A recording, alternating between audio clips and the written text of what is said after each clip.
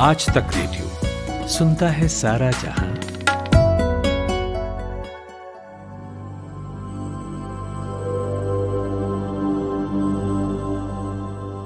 नमस्कार, स्वागत है आपका आज तक रेडियो के पॉडकास्ट कोरोना कवरेज में। मैं हूं अंजुम शर्मा। कोरोना कवरेज आज तक रेडियो का स्पेशल पॉडकास्ट है।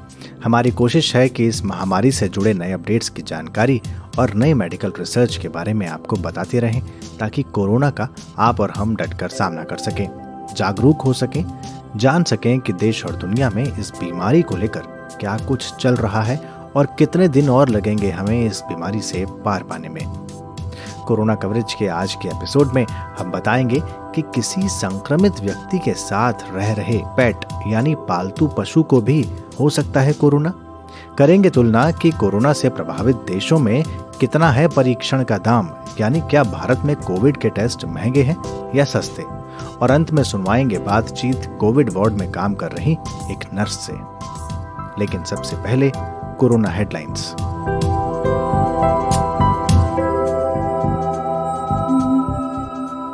भारत में कोरोना वायरस के मामलों की संख्या 59 लाख के पार पहुंच गई है। वहीं इस बीमारी से ठीक होने वाले मरीजों की संख्या 48 लाख को पार कर गई है।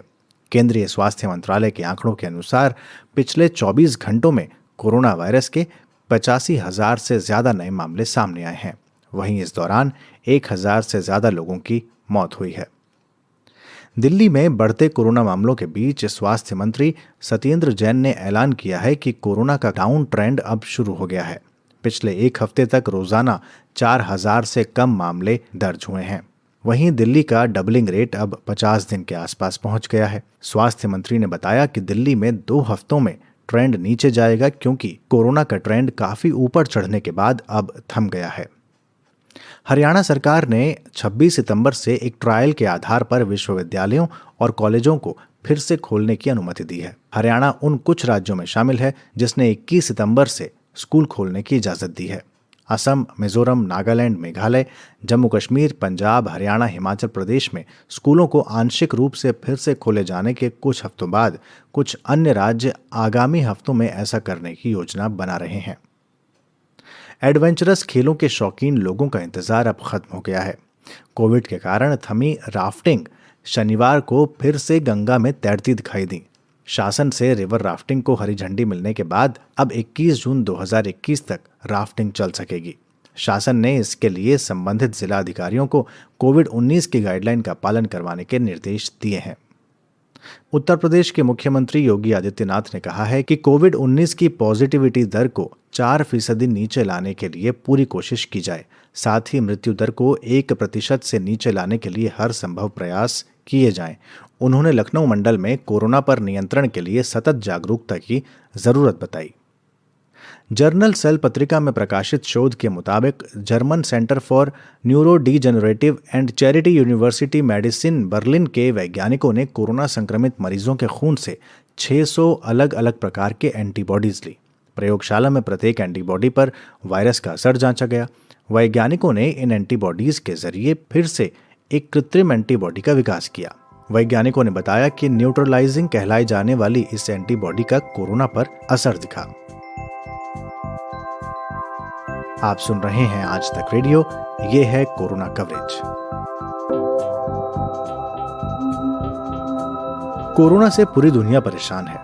करोड़ों लोग इस बीमारी की चपेट में हैं। लेकिन अब केवल मनुष्य ही नहीं, जानवरों तक भी ये बीमारी पहुंचने के संकेत मिले हैं। फ्रांस में एक स्टडी हुई है कि यदि संक्रमित लोगों के साथ उनके पालतू जानवर रह रहे हों तो उनमें भी संक्रमण का खतरा बढ़ जाता है। इससे पहले भी इस तरह के शोध सामने आए थे, जिनमें पालतू कुत्ते और बिल्लियों में SARS-CoV-2 वायरस को निष्क्रिय करने वाले एंटीबॉडीज पाए जाने की बात कही गई थी। इन्हीं सबको देखने और पढ़ने के बाद मैंने मशहूर एनिमल हॉस्पिटल मैक्स वेट्स के पशु चिकित्सक डॉक्टर कुणाल देव शर्मा से बात की और जाना क्या जानवरों को भी कोविड हो सकता है। इसके अंदर 2 नजरिए हैं एक्चुअली देखने का, 2 स्कूल्स ऑफ थॉट्स भी हैं जो वर्ल्ड में भी प्रिवेल कर रही है। कुछ बहुत अर्ली रिसर्च के अंदर आया था कि 2 केसेस थे हांगकांग के अंदर जो कोविड पॉजिटिव डॉग्स मिले। फिर बेल्जियम में कैट थी, फिर न्यूयॉर्क के अंदर जो बिग कैट्स हैं उसके अंदर कोविड पॉजिटिव एंटीबॉडीज पाई गई थी। ये सब के सब जो केसेस थे ये कोविड पॉजिटिव ह्यूमन बीइंग से इंटरेक्शन रही जिन एनिमल्स की, ये वो वाले केसेस थे। बट साथ साथ जो रिसर्चर्स एंड एकेडमिशियंस हैं उनकी जो रिसर्च है वो इसको थोड़ा सा कॉन्ट्राडिक्टरी करती है, क्योंकि कोविड-19 जो वायरस है, जैसे आप लोग पिक्चर्स में फोटोज में देखते हैं कि उसके कुछ स्पाइक्स बने हैं, क्राउन टाइप स्पाइक्स हैं, वो एक्चुअली एक बाइंडिंग के लिए उसके प्रोजेक्शंस हैं, और ये जब तक बाइंड नहीं करता बॉडी में तब तक रेप्लिकेट या तब तक वो मल्टीप्लाई नहीं होगा और इन्फेक्शन नहीं कर सकता।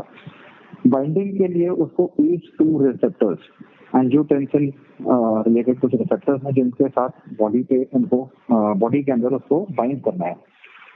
ह्यूमंस ACE2 रिसेप्टर्स इंसानों के और जो कोविड-19 की जो शेप है, मॉर्फोलॉजी है, वो काफी अच्छे तरह से स्ट्रांगली बाइंड हो जाता है। इसलिए थोड़ा सा भी कोविड इन्फेक्शन, लो विरुलेंस भी अगर रहती है तो ये हाईली कंटेजियस वायरस इन्फेक्शन कर देता है ह्यूमन बीइंग से। वेयरएज सिमिलैरिटी है कैट्स के साथ, डॉग्स की काफी डिफरेंट हो जाता है थोड़ा, बट कैट्स और ह्यूमंस की ACE2 रिसेप्टर्स में ऑलमोस्ट 70% सिमिलैरिटी है। तो कैट्स सेकंड नंबर पे आ जाती हैं जो हमारे कंपेनियन एनिमल्स के अंदर, जो कोविड-19 वायरस को रेप्लिकेट करना या मल्टीप्लाई करना अलाउ कर सकती है बॉडी में।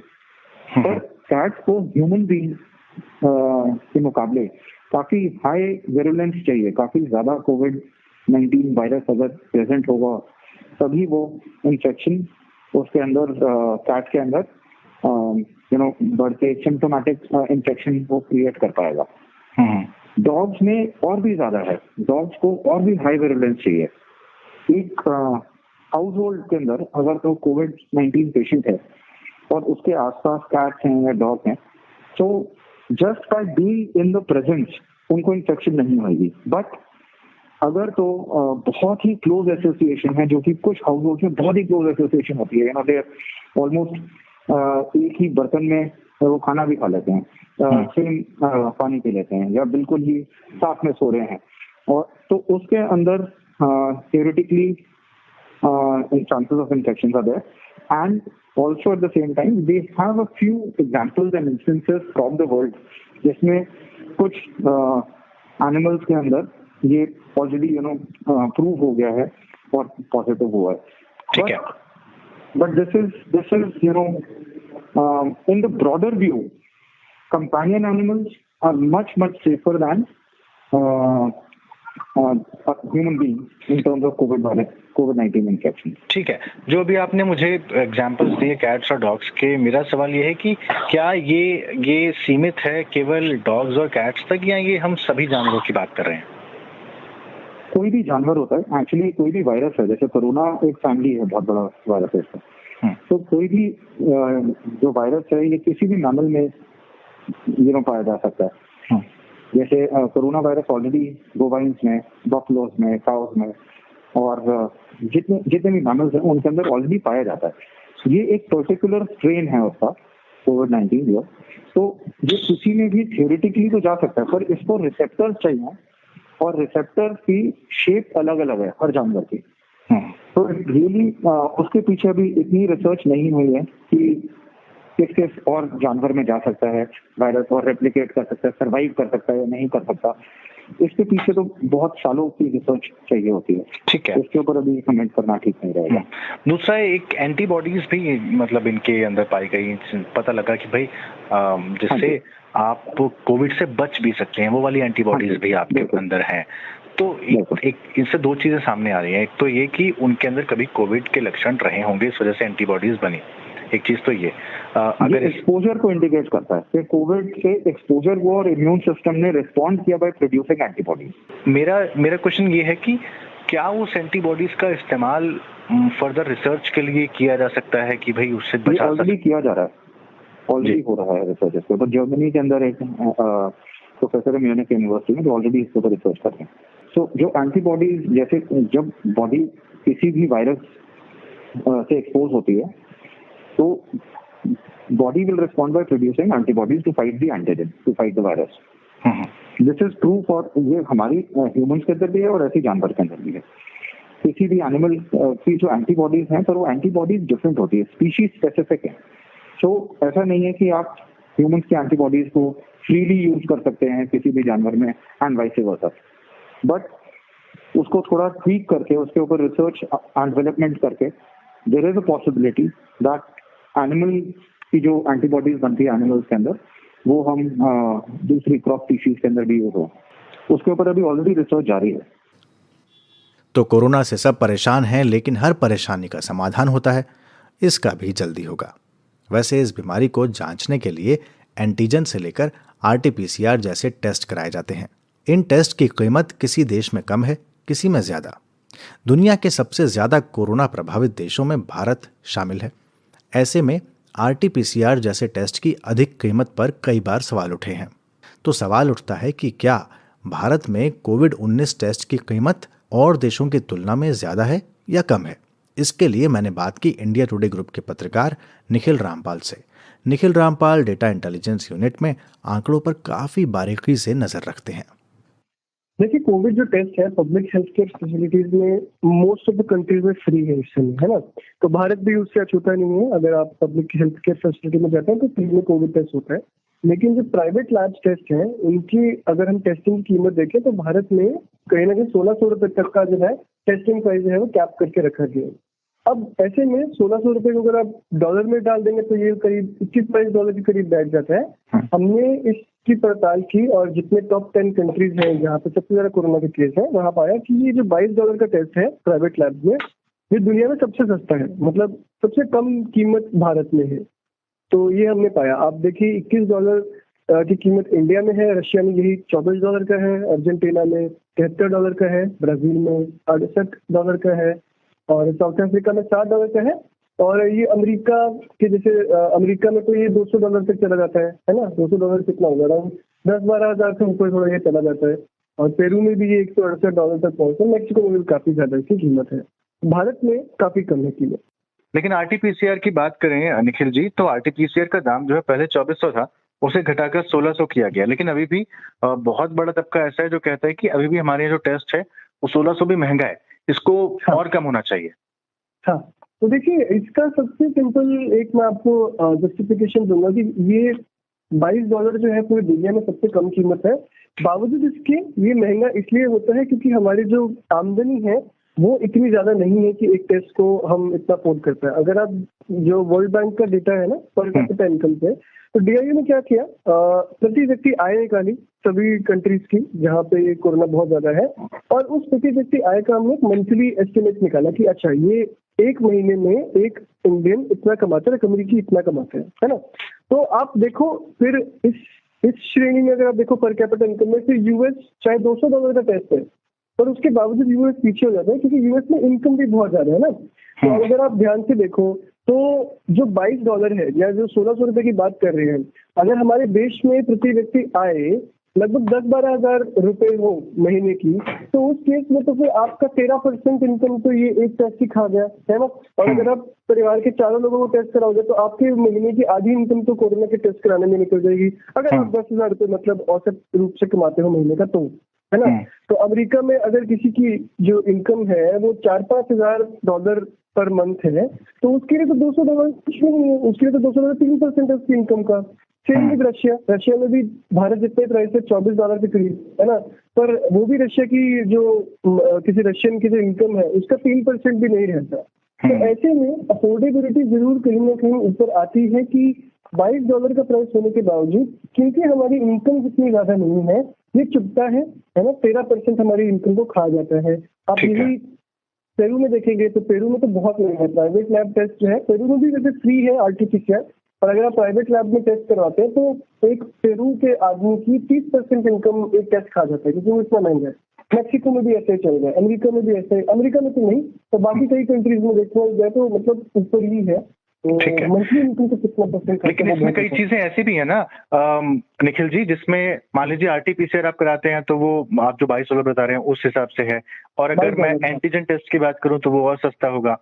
हाँ, तो इन चीजों को भी देखें तो अलग अलग प्राइसेस तो यहाँ भी हैं। नहीं, ऐसा है ना, हमने जो कंपैरिजन किया वो RT-PCR का ही किया है। क्योंकि आरटीपीसीआर जो है वो गोल्ड स्टैंडर्ड ऑफ टेस्ट है। इससे 100% मतलब इससे काफी अच्छे तरीके से पता चल जाता है कि आपको कोरोना है या नहीं, क्योंकि ये जो टेस्ट है इसमें टाइम भी लगता है, इसको ये डीएनए सीक्वेंसिंग करता है। तो हमने सभी कंट्रीज का एप्पल टू एप्पल ही कंपैरिजन किया, बिकॉज अगर इंडिया में आप देखो 600 रुपए का है एंटीजन टेस्ट, है ना, तो वो एंटीजन ये आपको मतलब एंटीजन टेस्ट जो है वो ये बताता है कि आपके अंदर कोरोना की एंटीबॉडीज बनी है या नहीं, ठीक है। और जो आरटीपीसीआर टेस्ट है वो ये बताता है कि आपको कोरोना वायरस आपकी बॉडी के अंदर है या नहीं, है ना। तो अब इसमें क्या होता है कि अगर आप कोरोना से ठीक हो भी गए, राइट, तो आपके अंदर कुछ ना कुछ एंटीबॉडीज देंगे, तो एंटीजन बता देगा कि आपके अंदर कोरोना का कुछ ना कुछ मटेरियल तो है ना। फॉर करंट अगर आपको जानना है कि आपके अंदर अभी बॉडी के अंदर एक्टिव है कोरोना वायरस या नहीं, उसके लिए आरटीपीसीआर काफी कामगार है, इसलिए इसको गोल्ड स्टैंडर्ड ऑफ टेस्ट भी कहा जाता है। तो आप चाहे फेलुदा ले आइए, ये सभी टेस्टिंग ये सब कामगार है, ये जल्दी बता देंगी टेस्टिंग आपको कि आप पॉजिटिव है या नहीं। और इनके अंदर रिस्क भी होता है फॉल्स नेगेटिविटी का, है ना। ऐसा क्या होता है, कई बार ऐसा होता है कि आपका कोरोना नेगेटिव रिपोर्ट दिखा रहा है, पर अगर आपको वैलिडेट नहीं किया आरटीपीसीआर से, तो मान लीजिए आपके अंदर एंटीबॉडीज नहीं है कोरोना के खिलाफ काम करने वाली, और आपको कह दिया कि आपका तो कोरोना नेगेटिव है, लेकिन आपकी बॉडी के अंदर कोरोना है और एंटीबॉडीज नहीं है, तो वो आरटीपीसीआर में पकड़ा जाता है। अगर पकड़ा ना जाए तो फिर गड़बड़ है। अभी कई दिल्ली सरकार ने भी बोला ना कि जितने भी एंटीजन नेगेटिव आ रहे हैं तो उन सबका आरटीपीसीआर टेस्ट भी होगा। यानी इसीलिए ये आरटीपीसीआर टेस्ट जितने मैं समझ पा रहा हूँ अब महंगा भी है, अगर हम उस हिसाब से बात करें बाकी टेस्ट के मुकाबले। कंफर्मेशन मिल जाता है ना आरटीपीसीआर से कि आपका मतलब गारंटी है कि आपको है कोरोना या नहीं, तो वो जो है आरटीपीसीआर गोल्ड स्टैंडर्ड इसीलिए माना जाता है। इसीलिए आरटीपीसीआर को ही हमने एनालाइज किया। एंटीजन को हमने इसीलिए इसमें लिया बिकॉज हर कंट्री में एंटीजन सस्ता है। इंडिया में 600 रुपए का, तो बाकी कंट्रीज में भी कुछ ना कुछ इतने ही दाम पे हमने चेक नहीं किया इस बारे में। तो वहां पर भी एंटीजन जो है मोस्ट कंट्रीज में आरटीपीसीआर से सस्ता है।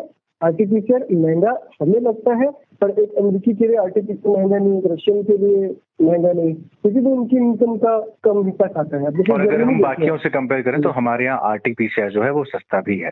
हमारे यहाँ पे आरटीपीसीआर बाकी की कंपैरिजन कैसे करते हैं वो आपको देखना पड़ेगा ना। इंडिया में अगर $20 का है और अमेरिका में $200 का है, तो आप कह रहे हो कि अमेरिका में बहुत महंगा है, पर अमेरिका के लोगों की इनकम $5,000 है, हमारी इनकम इतनी नहीं, $1,700 की नहीं हमारी, है ना। तो उस केस में फिर हमारे लिए वो महंगा वैसे बन जाता है। तो इसलिए हमें आंकड़ों को थोड़ा ध्यान से देखना चाहिए। तो आंकड़ों को समग्रता में देखिए, तुलना करते हुए कई चीजों का ध्यान रखा जाता है, जैसा निखिल रामपाल बता रहे थे।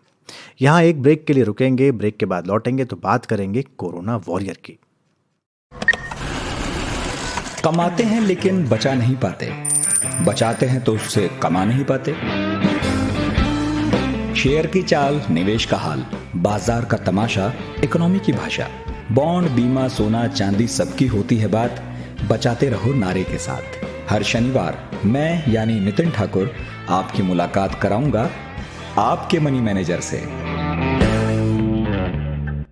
ब्रेक के बाद एक बार फिर से स्वागत है आज तक रेडियो का पॉडकास्ट कोरोना कवरेज आप सुन रहे हैं मेरे यानी अंजुम शर्मा के साथ। वैसे क्या आपको मालूम है कि कोविड वार्ड में एक स्टाफ नर्स की जो ड्यूटी होती है वो होती है 6 घंटे की, लेकिन इस समय बहुत से कोरोना वॉरियर अपने ड्यूटी के घंटों से अधिक काम कर रहे हैं। मध्य प्रदेश का एक कस्बा है बड़वाहा। नीलिमा दसौंदी वहाँ स्टाफ नर्स हैं जो 6 घंटे से भी ज़्यादा समय तक अपनी सेवाएं कोविड वार्ड में दे रही हैं। घर परिवार से दूर नीलिमा कोविड वार्ड में काम कर रही हैं। ऐसे में उन्हें कई समस्याओं से दो चार होना होता होगा। उनसे उनके अनुभव जानने के लिए हमारे सहयोगी प्रतीक वाघमारे ने उनसे बातचीत की।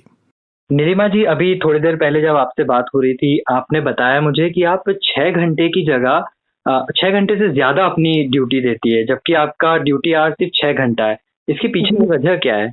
जी, यही है वजह कि यहाँ पर पेशेंट वगैरह टेंशन में आते हैं, और मैं भी अपने गांव, मतलब मेरा शहर इंदौर का है, मैं रहने वाली वहाँ की हूँ, तो मैंने सोचा कि वहाँ से रहने की वजह मैं यही रहूँ और इनकी सेवा अपनी तरफ से जितनी बन सके मैं कर सकूँ, और पूरी कोशिश करती हूँ कि इनके जितना भी टेंशन है वो दूर कर सकूँ। बुजुर्ग भी आते हैं, बच्चे भी आते हैं, उनके जो भी मेरे से बनता है, जो चीज़ लगती है उन्हें मैं लाके भी देती हूँ, और बिल्कुल उनको जैसा चाहिए वैसा माहौल में उनके लिए करती हूँ, जो खुश होते हैं वो। जी जी। तो आपके कोविड वार्ड में किस तरीके की सिचुएशन है इस वक्त? वहाँ पर कैसा क्या माहौल है? माहौल तो जैसे शुरू में पेशेंट आते हैं तो वो तो बहुत ज्यादा घबराए हुए रहते हैं जी। और उनके घर वाले भी रहते हैं, वो भी उनको बताते हैं कि मेरे घर वाले भी घबराए हुए थे। पर मैं उनको भी सांत्वना देती हूँ कि आप भी मत घबराओ। उनके घर भी कॉल करके मैं बताती हूँ कि आपने जहाँ भेजा है हम बिल्कुल उनकी केयर करेंगे और आप बिल्कुल बेफिक्र रहिए। सामने वाले को जो पेशेंट है उनको भी मैं ट्रीट करती हूँ कि आप बिल्कुल घबराइए मत। मेडिसिन तो एक तरफ है मैं देती हूँ, पर जो अपनी भेजता है अपनी तरफ से बिल्कुल उनको कोशिश करती हूँ कि उनका टेंशन बिल्कुल दूर हो जाए। जी। तो नीलिमा जी, आप लोगों को पीपी किट भी पहनना होता होगा प्रैक्टिस के दौरान, तो उसमें आप कैसी परेशानियां झेलती हैं? पीपी किट हमें स्क्रीनिंग के टाइम पहननी पड़ती है और यदि कुछ जरूरी भी हो तो भी पहननी पड़ती है। तो पीपी किट तो पता है कि उसमें परेशानी बहुत ज्यादा होती है, पसीना वगैरह आता है और ज्यादा देर हो जाती है तो और भी ज्यादा तकलीफ, जैसे वॉशरूम वगैरह की परेशानी वगैरह, बार बार हैंड वॉश, इसके लिए भी बहुत ज्यादा हो जाती है परेशानी। जी। तो जब भी आपके साथ क्या आपके परिवार वाला कोई, आपने बताया आप घर परिवार से दूर रहती हैं, तो आप खुद की सुरक्षा कैसे कर रही है वहां पर? क्योंकि आपने बोला आप वहीं रहती है कोविड सेंटर में, तो एक तरीके से आप भी क्वारंटीन ही रहती हैं, तो कैसे क्या आप अपनी सेफ्टी का ध्यान रखती हैं? मैं अपना अलग ही रूम है और यहाँ से ड्यूटी वगैरह करके बिल्कुल अपनी साफ सफाई वगैरह, नहाना वगैरह करना, सब सामान सब सैनिटाइज वगैरह करना और अपने परिवार से भी दूर इसलिए रहती हूँ कि वो भी सुरक्षित रहे और मैं भी, और जो पेशेंट वगैरह है उनका भी ध्यान रख सकूँ जी। पूरे टाइम। तो नीलिमा जी, आपने कोरोना के दौरान किसी भी तरह का कोई तनाव महसूस किया है, और अगर ऐसा है तो फिर आपने उससे कैसे मैनेज किया? तनाव तो सर था, क्योंकि हम शुरू में ड्यूटी लगे थे तो बोल रहे थे कि कोविड में कर रहे हैं, अच्छा नहीं है, मतलब डिफिकल्ट है, ये कोविड में कैसे ड्यूटी कर पाएंगे, कोरोना हो जाएगा, ऐसा होगा। पर हमने ज्वाइनिंग ली, हमारी ज्वाइनिंग इसी में हुई है। पर हमने सोचा कि नहीं, देश सेवा के लिए यदि अपना कुछ हो रहा है और अपन किसी की हेल्प कर सकते हैं तो दिल खुश होके मतलब हमने ये ज्वाइनिंग ली और बिल्कुल हमारी तरफ से पूरी सेवा कर रहे हैं। जी, ठीक है नीलिमा जी, बहुत बहुत शुक्रिया आपका। तो यही वो कोरोना वॉरियर्स हैं जिनकी वजह से हम कोरोना से लड़ पाने में सक्षम हो पा रहे हैं, और कोरोना सर्वाइवर की हिम्मत तो है ही। तो जीवन में हमेशा सकारात्मक रहें, क्योंकि यही है जो तमाम नेगेटिव चीजों को आपसे दूर रखेगा। तो आज के कोरोना कवरेज में फिलहाल इतना ही। ये पॉडकास्ट आपको कैसा लगा हमें जरूर बताएं। हमारी मेल आईडी है radio@aajtak.com। कोरोना कवरेज के अगले एपिसोड में आपके लिए फिर लेकर आएंगे कोरोना से जुड़े हर जरूरी अपडेट्स। तब तक के लिए अपना और अपने परिवार का खूब ख्याल रखें। नमस्कार।